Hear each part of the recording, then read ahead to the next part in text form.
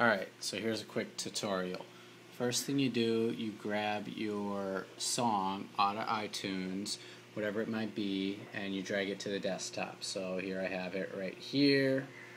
Then you grab this once it's on the desktop and you dump it into Audacity, this program. Now it should open up into Audacity. You find the break. I happen to know where it is. I know it's right about here.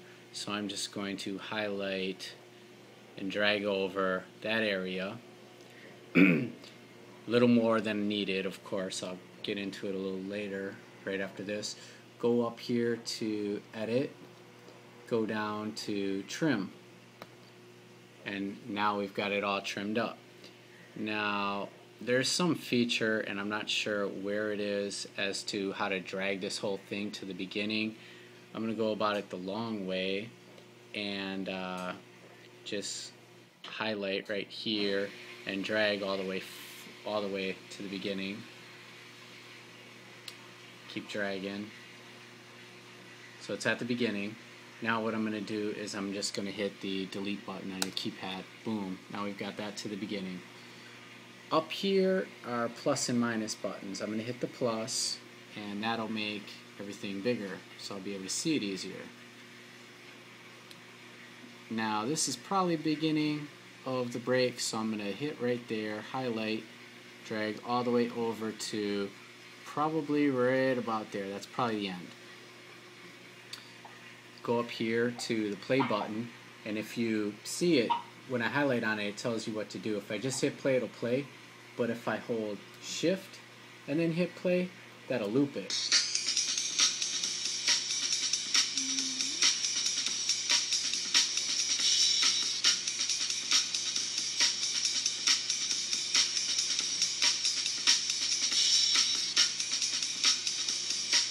Okay, so it looks like I need to edit a bit of it. Let's try grabbing it right here and dragging it all the way to right there and loop it.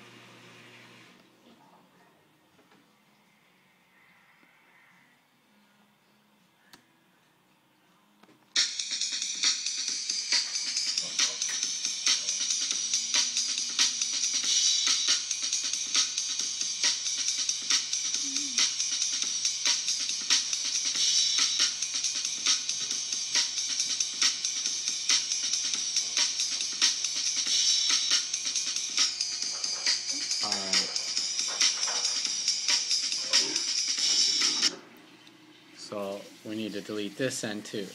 So we're going to grab from here, drag all the way over to there. Hopefully that's the right part of the break.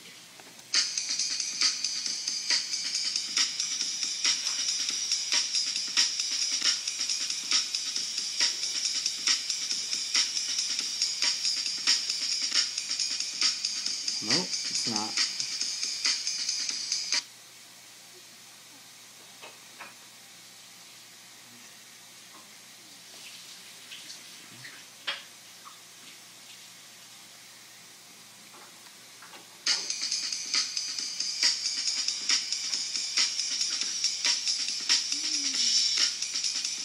There it is. So now it's looping perfect. Alright, so same thing, go up to Edit, go down to Trim. Now we've got that part that we want. I'm going to zoom in again, and I'm going to get rid of this little bit right here in the beginning. So I click right there and drag all the way over to the beginning and hit delete. So now my song, or my bars, are at the beginning. I'm going to minimize this a bit so that I can see everything. Now I'm going to highlight it all, and I'm going to hold down the Apple and hit C for copy, just like you would in Word or whatever. And I'm going to go right here to the end of it, touch it, and hit Apple V for paste. And then do that again, and we'll do that again, Apple You have to mark where you're going to mark, where you want to lay it. So there, I'm laying it right there. Capital V. And we're at about 25 seconds. You don't really want to exceed 30 seconds for an iPhone ringtone. For some reason, it won't let you. So there we are at about 31.5 seconds. That should be good. Now we can listen to this whole thing. So we'll go up here to beginning, hit play.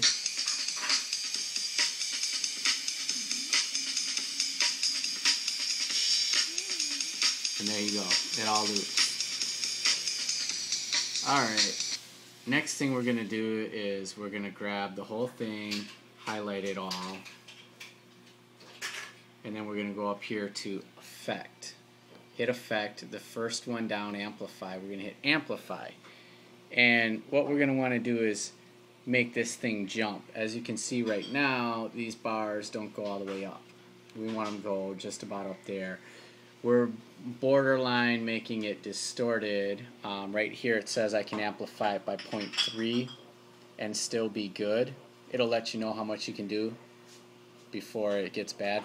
We're going to do a little more than that, so I'll just delete that and I'll hit 1.5 because you want it to be loud since it's a ringtone. Now since I'm going over, I'm going to have to click down here and say allow clipping. And I hit OK. Now watch what happens when I hit OK. See how these are right here? They're going to shoot up there. Watch, you'll see. Okay, they shot up a bit. So they should be louder.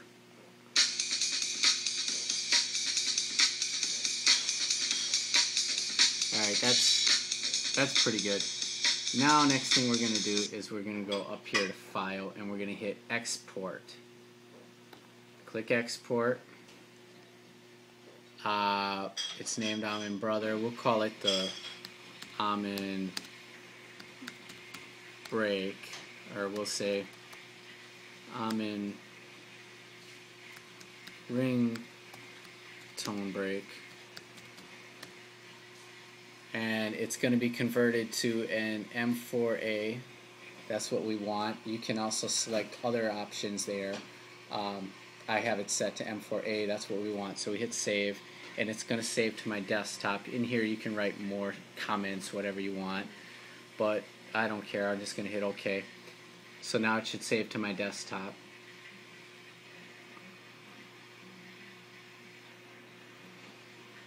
And once it's saved on your desktop, you can close that. I have it saved up here. All you have to do is go to where it says M4A, click this, delete the A and make it an R. Now it'll ask me if I want to use M4R, and I say yes, and now it converts it to the M4R. That's the ringtone setting for iTunes. You drag it into the iTunes, and there's a folder for ringtones, just like there's for podcasts or for videos or anything else in iTunes. Now you can dump it in there, and then you should be able to sync it to your iPhone, and it will work as a ringtone.